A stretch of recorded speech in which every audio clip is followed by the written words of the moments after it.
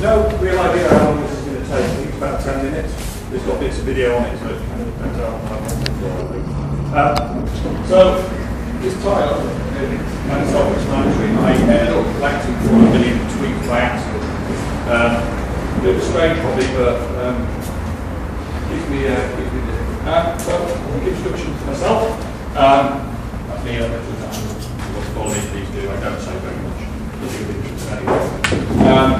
By day, I work at Skeleton Gaming, looking after the Doom cluster. I'm not a data scientist, despite trying. I'm more of a TechOps guy, although I like data, which is kind of one of the reasons I don't tweet. Can you speak up a little bit? It's really hard to hear you. All right, I'll try my best. I'll be loud, but slow, possibly dull. But I'll give it a go.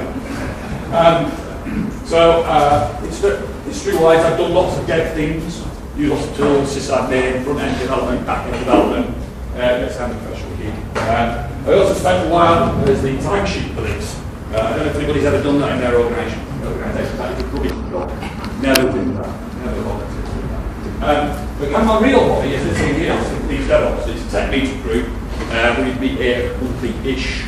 And we talk about things to do with configuring and running servers and the technologies that run on that, cloud, but also how to get teams to work better together, working practices and stuff, and trying to make going to work not like a fight, to actually get people to work together.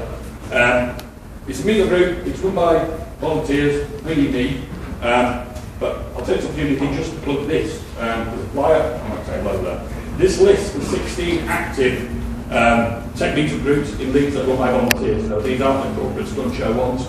These are the ones that are run by people that actually either code in the language or practice the principles we're talking about. So there's all sorts of development groups there in a number of different languages. Also things like the Agile group, the Startup group, so there's not just technical stuff there. It's things around sort of the peripheries of the technology. And I advise you to go to them because they're really good. You get like conference level speakers, but without them paying to go to a conference in London and the hotel bill and the train there. So there's usually some free food and beer as well. So I encourage you to get involved. I've skipped ahead. Right, we'll move on. So I ended up with this data, which I like access. I really like it. Thank you, Pete. What I've done is I've collected a load of data from Twitter. You can see it here. This is the non-geotag stuff. So it's 4 million records there, all data down. Various fields you can get out of the tweet. Some underneath there. And what I discovered when looking at this is I actually wanted location. I wanted location data. But it turns out with tweets, there's only a handful actually give you geotag data, the rest have got sort of like generic location. Some of which are kind of meaningless, like country. Doesn't really mean much to finding and locating data. So what I've done is I've brought down here all the places in Yorkshire, which that's this stuff I was interested in. And it turns out I've got around 134,000 tweets out of that 250,000 which are actually relevant around here. So what I've done, I'm kind of using this tool called Getting, I'm kind of using it as a GIS system at the minute because it does a geo layout and I don't actually use a GIS system. So what I've done is I've used this, these are all the tweets. This is going to plot them based on locations. As you can see, there's about 30 different locations there. If you look at this side on, these tweets are thousands deep. These are all different locations. They've got all from well. Some from Bradford, which I have, and also so the surrounding area.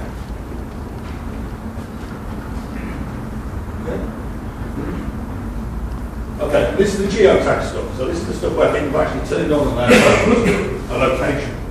And this is where it gets really interesting. Because when you start plotting this, based on the geographical location, you can actually see where the tweets are.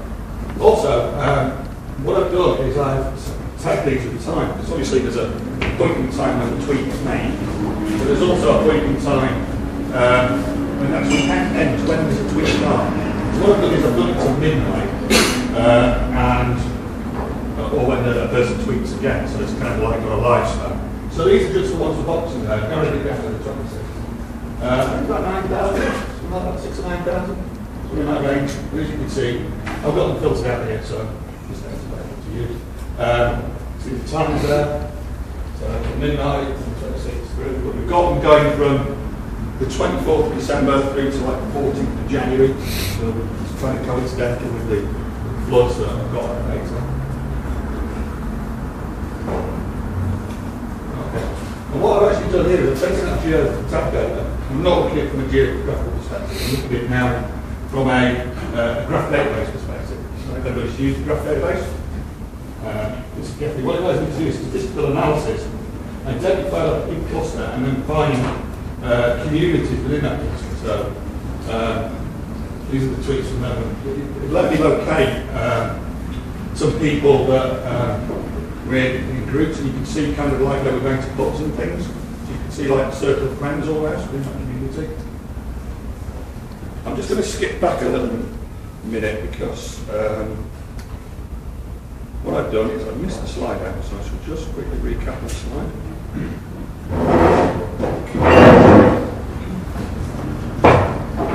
So this is an important slide.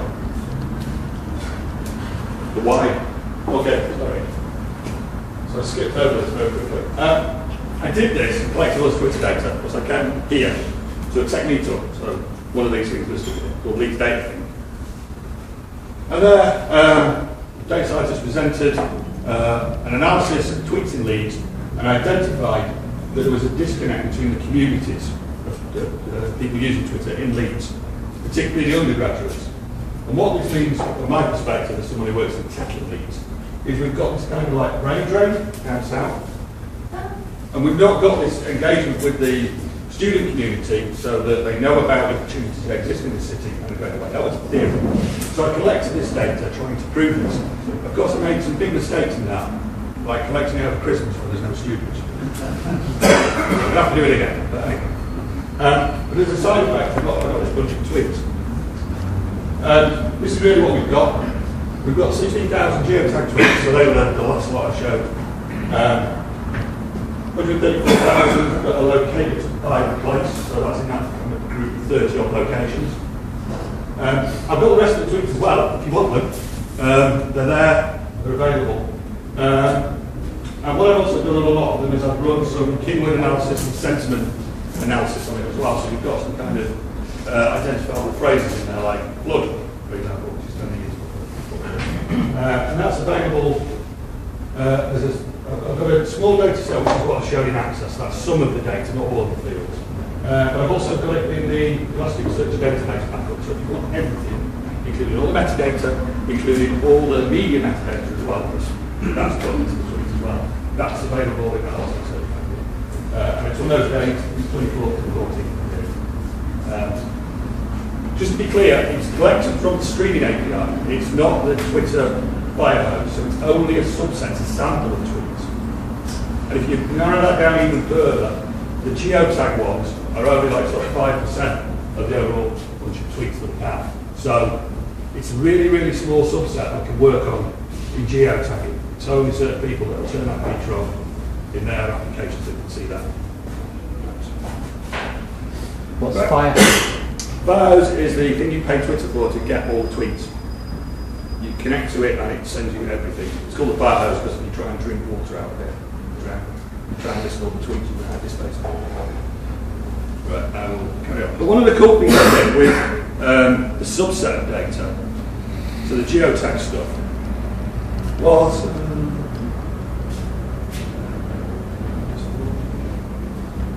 here's one moment.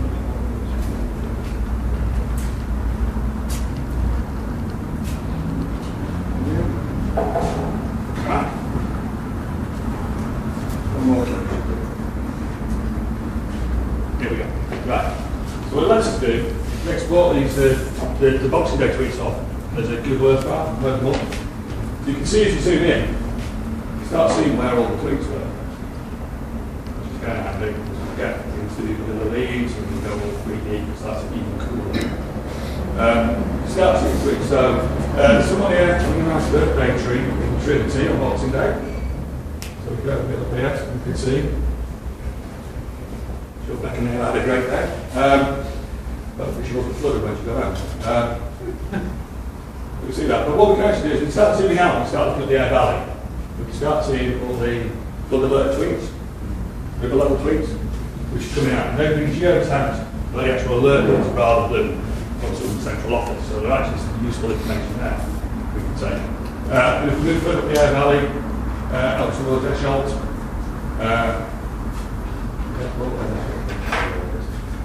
some more tweets there about ripple levels.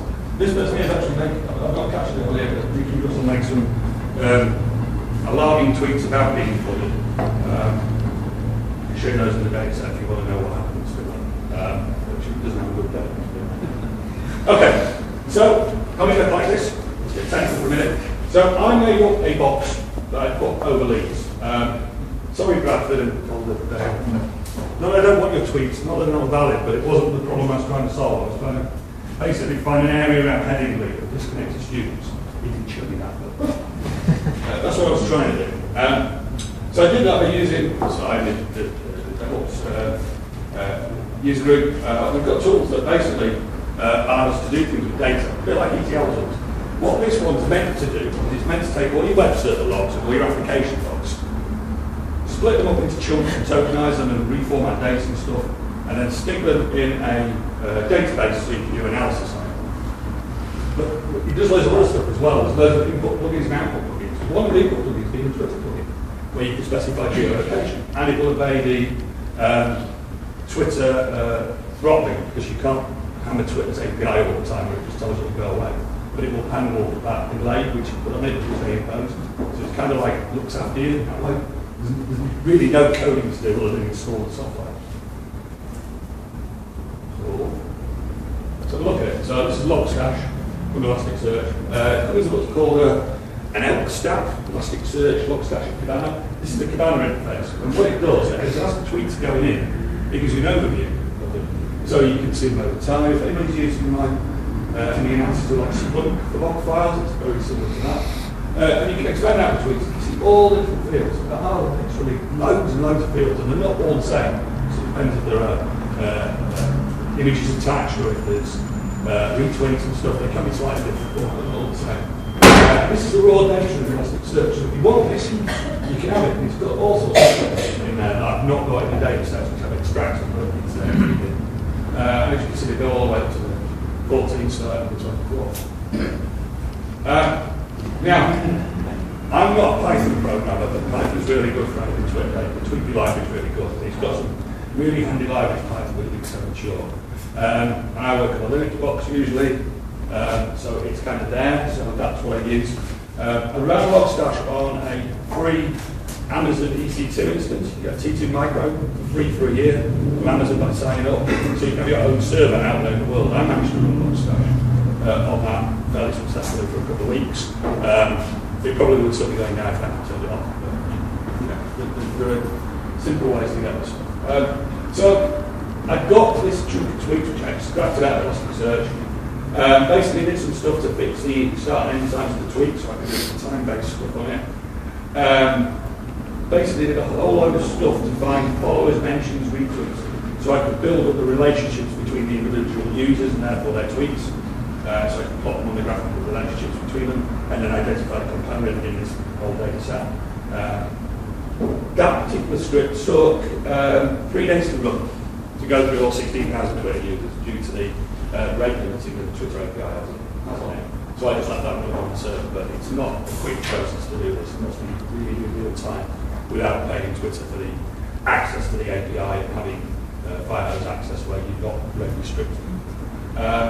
Moved through the entries, built up the edges between the tweets and my matching tweets. And I did some sentiment analysis on those, and some keyword analysis, and tagged that onto the data set. And there's a 1154 meg CSV comes out of this, which you can have. Has anybody used the graph database or Gephi before? Has anybody heard of it? Right.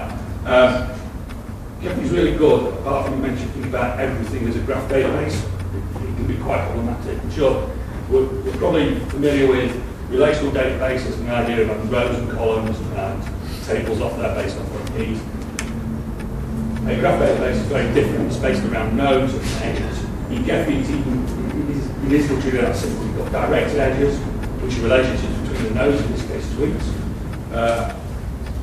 And the edges in our case are who follows who, knows, or retweets. So that relationship between between the owners of the tools rather than themselves.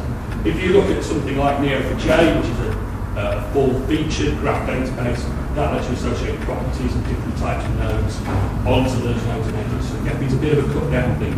It's more of a visualization tool.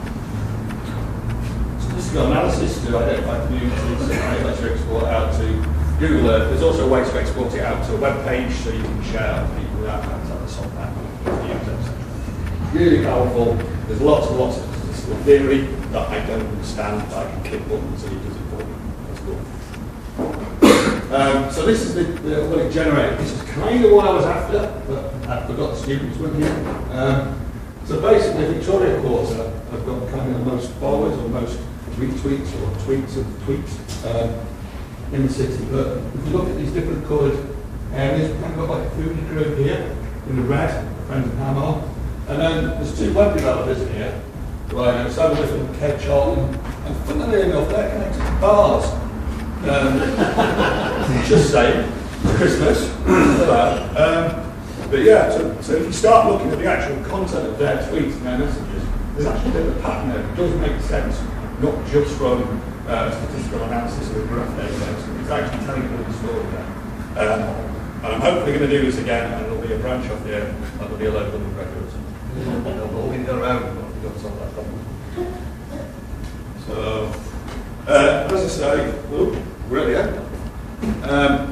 Just one final thing. I will just say that if you get into graph databases, beware. If you go into graph databases, they all start looking, every problem looks like a graph database problem, and they don't all fit. Some data is relational, some stuff belongs in spreadsheets, it doesn't belong in graph databases. Some stuff does belong in a relational database, so be careful, it's really addictive. I start trying to put log files and stuff into them, it doesn't really work, it's not what it's for. It looks good, but it doesn't really tell you anything. But this data's available. If you want the CSVs, got them. If you want the different files, got them. If you want the access database, you only need the access database. You can have it. I've also got the Elasticsearch database backups if you want those, if you want everything. That's it from me. I'm not ever going to do one of these again with videos in because that didn't work very well. But hopefully you find it quite cool. If you want to know anything about Gephi and you want me to do a demo of it, if you're interested in it and what it can do, I'm here, just grab me and I'll show you. It is pretty cool, but it's also quite new. That's it from me. Questions?